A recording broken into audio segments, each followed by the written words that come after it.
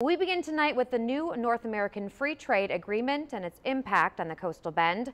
Overnight, Canada and the U.S. reached an agreement that brings all three North American powers into line. As our Rudy Trevino reports, the agreement is expected to have a major impact on our economy. He has tonight's top story. Rudy. Mackenzie, the Canadian deal comes a month after the U.S. had reached a deal with its southern trading partner, Mexico.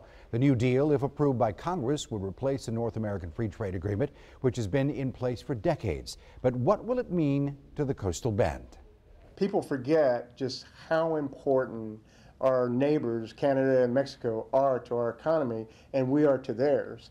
Mike Culbertson, the chief operating officer at the Corpus Christi Regional Economic Development Corporation, says economists have been sitting on pins and needles waiting for an agreement like this between all three nations. The Trump administration called the original deal unfair to the United States. But now, with the deal just meeting congressional approval, it could mean additional business for our area. One published report stating it could strengthen the middle class and create good, well-paying jobs for 500 million people in North America.